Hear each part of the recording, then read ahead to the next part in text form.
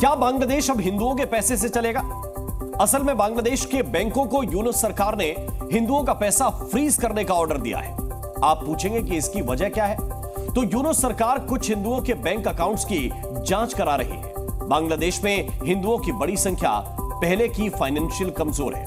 उस पर यूनुस सरकार का यह फैसला उनकी मुसीबतें और बढ़ा रहा है। हिंदुओं के पैसे से बांग्लादेश चला रहे यूनुस चिन्मय दास सहित इस्कॉन के 17 लोगों का बैंक अकाउंट फ्रीज कर दिया गया है। अब इन खातों से किसी तरह का कोई लेन देन करना संभव नहीं है। तो क्या हिंदुओं का पैसा लूटकर अब बांग्लादेश चलाएंगे यूनुस? पूरी खबर समझिए।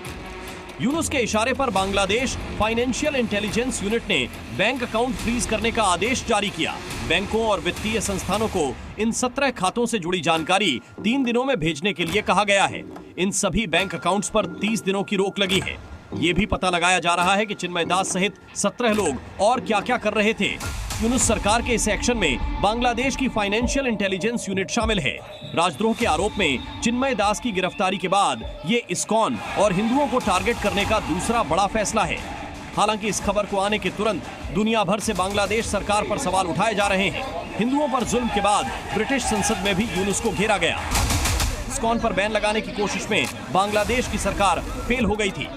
अब नए फैसले से चिन्मय दास को टारगेट करने के बाद हो सकता है हिंदुओं के खिलाफ यूनुस का क्रैकडाउन तेज हो, और यूनुस ने इसके लिए फाइनेंस को अपना नया हथियार बनाया है।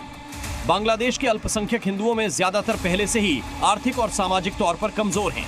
अगर हिंदुओं के विरोध को दबाने के लिए यूनुस सरकार ने बैंक खाते फ्रीज किए तो इससे हिंदुओं का आंदोलन और कमजोर होगा। ये भी संभव है कि मजबूर होकर बांग्लादेश का हिंदू समुदाय या तो कट्टरपंथियों की हर एक डिमांड मान लेगा या फिर बांग्लादेश से बाहर अपना भविष्य तलाशने की कोशिश करेगा। बांग्लादेश में हिंदुओं पर जुल्म के खिलाफ हिंदुस्तान में भी विरोध तेज हो गया है। भारत की कोशिश दुनिया की मदद से यूनुस सरकार पर दबाव डालकर हिंदुओं को सुरक्षित करने की है। बांग्लादेश में चिन्मय दास के बाद उनके सहायक आदि पुरुष श्याम दास और भक्त रंगनाथ दास को बिना वारंट के गिरफ्तार कर लिया गया है। यहां तक कि वकील सैफुल इस्लाम की हत्या के मामले में भी हिंदू नेताओं के खिलाफ मामला दर्ज किया गया है। इन फैसलों से क्लियर है कि यूनुस अब विरोध करने वाले हिंदू नेताओं को और आंदोलन को कुचलना चाहते हैं, और इन कोशिशों के बाद भी आंदोलन खत्म होता नहीं दिख रहा है। ब्यूरो रिपोर्ट, जी मीडिया।